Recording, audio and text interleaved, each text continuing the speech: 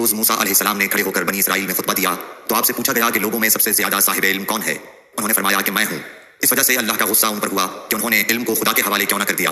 تب اللہ نے ان کی طرف وحی بھیجی کہ میرے بندوں میں سے ایک بندہ دریاؤں کے سنگم پر ہے جہاں فارس اور روم کے سمندر ملتے ہیں، وہ تجھ سے زیادہ عالم ہے۔ موسیٰ علیہ السلام نے کہا کہ اے پروردگار، میری ان سے ملاقات کیسے ہو؟ حکم ہوا کہ ایک مچھلی زنبیل میں رکھ لو، پھر جہاں تم اس مچھلی کو گم کر دو گے تو وہ بندہ تمہیں وہیں ملے گا۔ تب موسیٰ علیہ السلام چلے اور ساتھ اپنے خادم یوشع بن نون کو لے لیا، اور انہوں نے زنبیل میں مچھلی رکھ لی۔ جب ایک پتھر کے پاس پہنچے، دونوں اپنے سر اس پر رکھ کر سو گئے، اور مچھلی زنبیل سے نکل کر دریا میں اپنی راہ بناتی چلی گئی۔ اور یہ بات موسیٰ علیہ السلام اور ان کے ساتھی کے لیے بے حد تعجب کی تھی۔ پھر دونوں باقی رات اور دن میں جتنا وقت باقی تھا چلتے رہے۔ جب صبح ہوئی، موسیٰ علیہ السلام نے خادم سے کہا، ہمارا ناشتہ لاؤ، اس سفر میں ہم نے کافی تکلیف اٹھائی ہے۔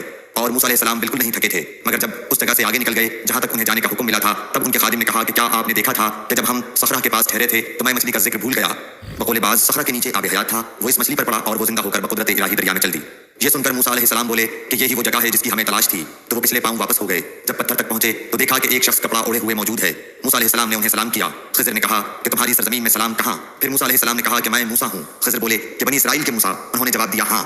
پھر کہا کہ کیا میں آپ کے ساتھ چل سکتا ہوں تاکہ آپ مجھے ہدایت کی وہ باتیں بتلاؤ جو اللہ نے خاص آپ ہی کو سکھلائی ہیں؟ خضر بولے کہ تم میرے ساتھ صبر نہیں کر سکو گے۔ اے موسیٰ، مجھے اللہ نے ایسا علم دیا ہے جسے تم نہیں جانتے، اور تم کو جو علم دیا ہے اسے میں نہیں جانتا۔ اس پر موسیٰ علیہ السلام نے کہا کہ خدا نے چاہا تو آپ مجھے صابر پاؤ گے، اور میں کسی بات میں آپ کی نافرمانی نہیں کروں گا۔ پھر دونوں دریا کے کنارے کنارے پیدل چلے۔ ان کے پاس کوئی کشتی نہ تھی کہ ایک کشتی ان کے سامنے سے گزری تو کشتی والوں سے انہوں نے کہا کہ ہمیں بٹھا لو۔ خضر کو انہوں نے پہچان لیا اور بغیر کرائے کے سوار کر لیا۔ اتنے میں ایک چڑیا آئی اور کشتی کے کنارے پر بیٹھ گئی۔ پھر سمندر میں اس نے ایک یا دو چونچیں ماری۔ اسے دیکھ کر خضر بولے کہ اے موسیٰ، میرے اور تمہارے علم نے اللہ کے علم میں سے اتنا ہی کم کیا ہوگا جتنا اس چڑیا نے سمندر کے پانی سے۔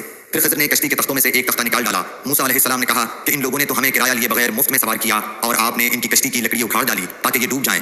خضر بولے کہ کیا میں نے نہیں کہا تھا کہ تم میرے ساتھ صبر نہیں کر سکو گے؟ اس پر موسیٰ علیہ السلام نے جواب دیا کہ بھول پر میری گرفت نہ کرو۔ موسیٰ علیہ السلام نے بھول کر یہ پہلا اعتراض کیا تھا۔ پھر دونوں چلے۔ کشتی سے اتر کر ایک لڑکا بچوں کے ساتھ کھیل رہا تھا۔ خضر نے اوپر سے اس کا سر پکڑ کر ہاتھ سے اسے الگ کر دیا۔ موسیٰ علیہ السلام بول پڑے، کیا آپ نے ایک بے گناہ بچے کو بغیر کسی جانی حق کے مار ڈالا؟ غضب ہو گیا۔ خضر بولے کہ میں نے تم سے نہیں کہا تھا کہ تم میرے ساتھ صبر نہیں کر سکو گے؟ ابن عیینہ کہتے ہیں کہ اس کلام میں پہلے سے زیادہ تاکید ہے، کیونکہ پہلے کلام میں لفظ لکا نہیں کہا تھا، اس میں لکا زائد کیا جس سے تاکید ظاہر ہے۔ پھر دونوں چلتے رہے حتیٰ کہ ایک گاؤں والوں کے پاس آئے، ان سے کھانا لینا چاہا، انہوں نے کھانا کھلانے سے انکار کر دیا۔ انہوں نے وہیں دیکھا کہ ایک دیوار اسی گاؤں میں گرنے کے قریب تھی۔ خضر نے اپنے ہاتھ کے اشارے سے اسے سیدھا کر دیا۔ موسیٰ علیہ السلام بول اٹھے کہ اگر آپ چاہتے تو گاؤں والوں سے اس کام کی مزدوری لے سکتے تھے۔ خضر نے کہا کہ بس اب ہم اور تم میں جدائی کا وقت آ گیا ہے۔ جناب محبوب کبریٰ رسول اللہ صلی اللہ علیہ وسلم فرماتے ہیں کہ اللہ موسیٰ علیہ السلام پر رحم کرے۔ ہماری تمنا تھی کہ موسیٰ علیہ السلام کچھ دیر اور صبر کرتے تو مزید واقعات ان دونوں کے بیان کیے جاتے اور ہمارے سامنے روشنی میں آتے، مگر حضرت موسیٰ علیہ السلام کی عجلت نے اس علم لدنی کے سلسلے کو جلد ہی منقطع کرا دیا۔